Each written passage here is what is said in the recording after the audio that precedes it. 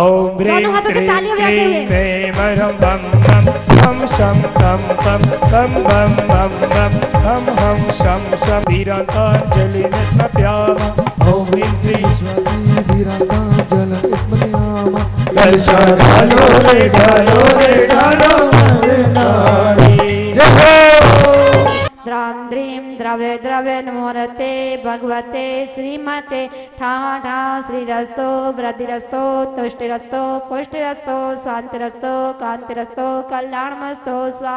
सर्व परिवार से श्री योगेश कुमार जी, सुब्रत कुमार, शुभम कुमार, सर्व परिवार से श्री राजीव कुमार जी, अनिल अभी, पारस आदित्य, कचौड़ी वाले सर्व परिवार से श्री केदारनाथ, विनय कुमार, विवेक तने, विरासम, समस्त श्रावक परिवार से श्री राजकुमार जी, मोहन कुमार जी, आयुष तुषार, नमन श्रेयांश एवं समस्त मिठिया परिवार से श्री महेश चंदी, राजकुमार जी, रविंद्र कुमार, गौरव, समस्त मीटर वाले परिवार से श्री मती शीला देवी, स्वास्थ्य लाभ हेतु सर्व परिवार से श्री केशव चंजी, दीपक कुमार जी, आरव कर्तव्य, समस्त परिवार से सर्व देश से समस्त प्राणी नाम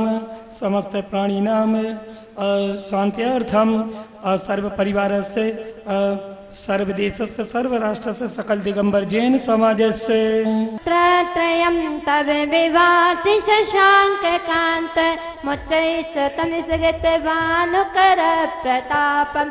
ओम ह्रीं अष्टप्राधियार्य चतुर्दश में स्थापयामि। कुंदावदात चल चामर चारु शोभम विव्राजते तव बपो कल ज्योति कांतम। ऊंचा दिनेश्वर का पहाड़ों की ऊंचाई है। अड़िमनि दक्षा कुशला महिमनि तघिनि सत्ता कितनो गनिमणि। दीप्तं चेत तथा महोग्रम घोरं तपो घोर पराक्रमस्ता। भो सिंधु पार उतारने नौका सहारा ले लिया। अत्र तिष्ठ तिष्ठ ठाय ठाय ती स्थापना संसार विनाशनाय चंदनम निर्वपामिति। ओम ह्रीं नवदेवी भुवनवाष्टकर्म देनाय दिव्य धूपम निर्वपामिति। समाओ शरण के बीच विराजे तीर्थंकर पद महिमा राजे। गुण 36 मुनीश्वर धारे इस कलयुग में आप सहारे।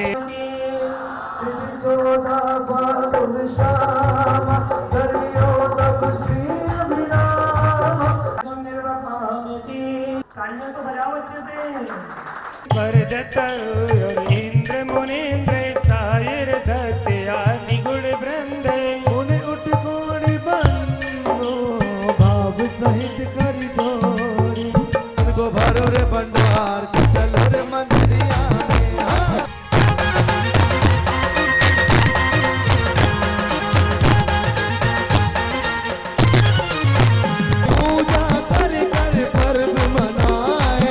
मोक्ष कल्याण प्राप्त अर्घम नृपामिति।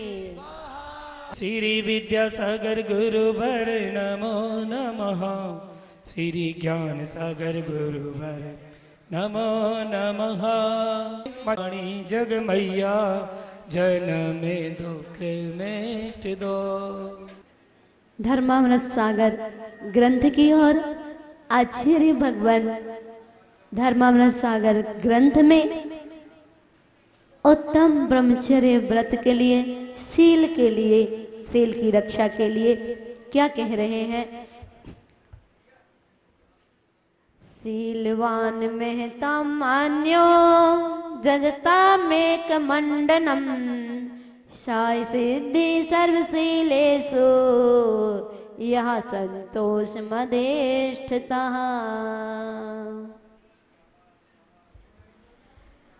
आचार्य भगवान कह रहे हैं जो मनुष्य, जो पुरुष शीलवान होता है वह इंद्र आदि भी उनका आदर सम्मान करते हैं। शीलवान पुरुष का आपने देखा सती सीता ने शील की रक्षा की और कैसे कैसे संकट आए लेकिन अपने सील को नहीं तोड़ा, अपनी सील की रक्षा की। और जब अग्नि परीक्षा हुई तो उस समय भी उन्होंने ये बोला कि हे अग्नि देवता,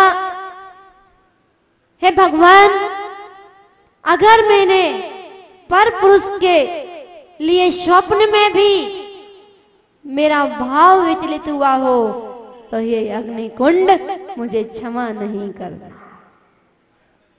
और उनकी सील की शक्ति को देख करके अग्नि भी कमल बन गया।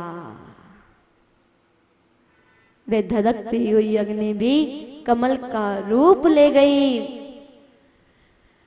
और आपने बहुत सारी सतियों के माध्यम से सुना, आपने सुना होगा सती अनंतमती। जब अनंतमती 7-8 साल की थी, उनके पिताजी अष्टानी का पर्व में गुरु दर्शनों के लिए गए, मुनिराज के दर्शनों के लिए गए। मुनिराज के दर्शन करके सती अनंतमती के पिताजी ने और मां ने दोनों ने नियम लिया मुनिराज के सामने, हे मुनिराज, हमें अष्टानिका में ब्रह्मचर्य व्रत का नियम दे। वो बालिका 7-8 साल की थी। उसने भी कहा, हे मुनिराज, मुझे भी इस व्रत को दीजिए। सहजता में वह इस नियम को बोल दिया और मुनिराज ने दोनों को, माता पिता को आशीर्वाद दिया। मुनिराज अपनी ज्ञानी थे, जानते थे ये सीलवती कन्या है, उन्होंने आशीर्वाद दिया। कुछ दिन बीतते गए, वह कन्या बड़ी हो गई, विवाह योग्य हो गई। माता पिता ने अनंतमती के लिए वर देखना स्टार्ट किया। और जब अनंतमती के लिए वर ढूंढ रहे थे, शादी की तैयारियां कर रहे थे, तो वह अनंतमती बोली, पिताजी, ये किसके विवाह की तैयारियां कर रहे हो? माँ, ये किसके विवाह की तैयारियां हो रही है? माँ ने बोला, बेटी, अब तुम बड़ी हो गई हो, तुम्हारे विवाह की तैयारियां चल रही है। तो अनंतवती बोलती है कि माँ, मैं तो आपके साथ ही मुनिराज से व्रत लेकर के आई थी।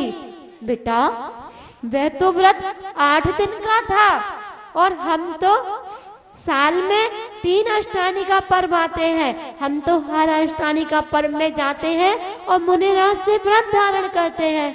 तुमने भी तो 8 दिन का ही भावना भाई थी। अनंतमती बोली, माँ, मैंने कोई समय सीमा नहीं रखी थी, मैंने तो सिर्फ इतना ही बोला था, हे मुनिराज, मुझे भी आशीर्वाद दीजिए कि मैं भी इस व्रत का पालन करूं। मैंने सीमा में नहीं बंधा था, मैंने कोई संकल्प नहीं किया था, दिन की काउंटिंग नहीं की थी। तो माँ कहती है, तो नहीं माँ, मेरा तो अब आजीवन ब्रह्मचर्य व्रत है, अब मैं विवाह नहीं करूंगी और पूरा जीवन ब्रह्मचर्य व्रत को लेकर के अपना जीवन सफल बनाया। स्त्री पर्याय का छेदन करके अपना जीवन सफल बनाया। और जब बात आती है तीर्थंकर प्रभु की, तो तीर्थंकरों के पुत्रियां नहीं होती, लेकिन काल दोष के कारण वर्तमान में आदिनाथ भगवान के तीर्थंकर आदिनाथ जब राज अवस्था में थे तो 2 पुत्रियों का जन्म हुआ था। ब्राह्मणी और सुंदरी, उनको भी पिताजी ने विद्या सिखाई। दोनों पुत्रियों को ब्राह्मी लिपि की विद्या सिखाई। और जब वे बड़ी हो गई तो एक बार राजसभा में उन्होंने प्रश्न किया, पिताजी आपके सामने राजा महाराजा सभी इंद्रगण सभी झुकते हैं, क्या आप भी कभी किसी के सामने झुकोगे? ऐसा कोई कारण बन सकता है क्या? तो आदि कुमार राजा ने राज अवस्था में कहा कि हाँ पुत्री, जब तुम्हारा विवाह होगा, जिससे तुम्हारा विवाह होगा उनके सामने मुझे भी झुकना पड़ेगा। क्या पिताजी, आप तीन लोग के नाथ और आपको दूसरे के सामने झुकना पड़े? नहीं पिताजी, ऐसा नहीं होगा। आज से ही हम आजीवन ब्रह्मचर्य व्रत लेते हैं।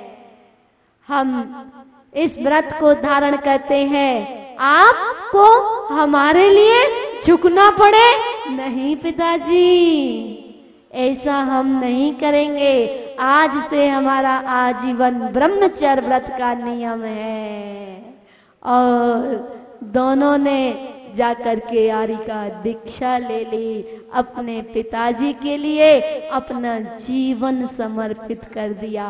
उसका नाम है पुत्री ब्राह्मणी सुंदरी।